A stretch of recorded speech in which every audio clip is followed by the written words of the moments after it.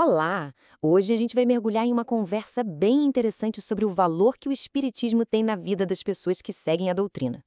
O que será que ela significa no dia a dia? E que tipo de respostas ela pode oferecer para aquelas nossas grandes questões? Vamos descobrir juntos.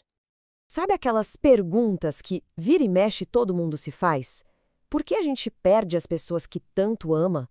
Ou será que a vida é só isso aqui mesmo?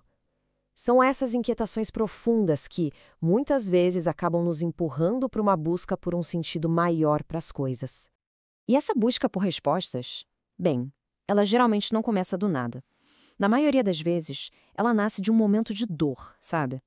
É quando a gente se depara com sofrimento ou com uma perda, que começamos a procurar algum tipo de consolo, algum entendimento. Olha só o caso da Márcia Correia. A busca dela começou de um jeito muito difícil, com a perda da irmã para o câncer. Essa experiência deixou um vazio enorme e uma pergunta que ecoava sem parar. Uma pergunta que as crenças que ela tinha antes não conseguiam responder.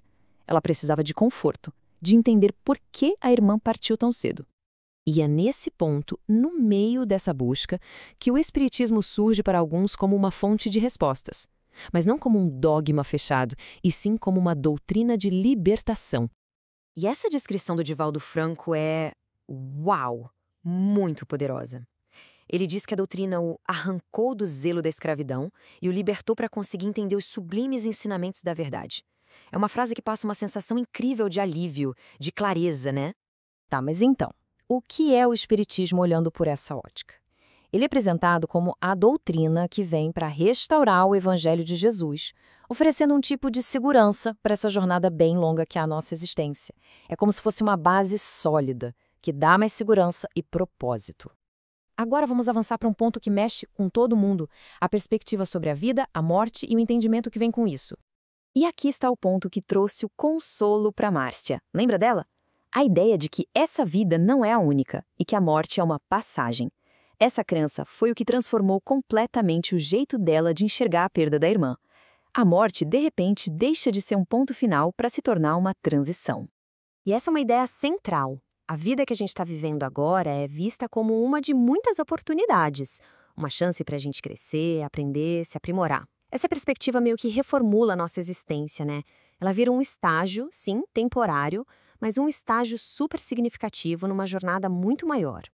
Tudo bem, mas e na prática? No dia a dia? Como é que essas crenças viram ações e mudam o jeito da gente se relacionar com os outros? É sobre a prática do amor. O depoimento da Laodiceia Lira dá um exemplo bem concreto dessa transformação. Ela conta que antes ela julgava muito as pessoas. Depois ela aprendeu a se colocar no lugar do outro. Pensa nessa mudança. Sair de uma postura de julgamento para uma de empatia. Isso é a consequência direta de colocar esses ensinamentos em prática. Então, a gente pode resumir alguns valores que acabam sendo integrados na vida dessas pessoas. Primeiro, o valor essencial da caridade.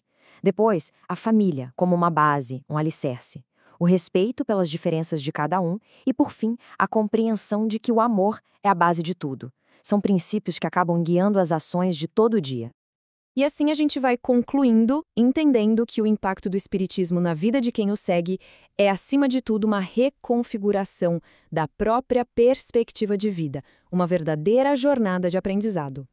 E essa frase da Márcia resume tudo de um jeito perfeito. Estamos aqui de passagem e é um eterno aprendizado.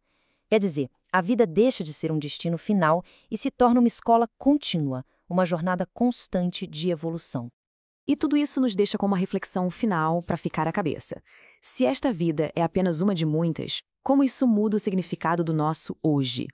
Como as nossas ações, os desafios e os relacionamentos ganham um novo peso quando a gente olha através dessa lente de uma jornada que continua? É algo para se pensar.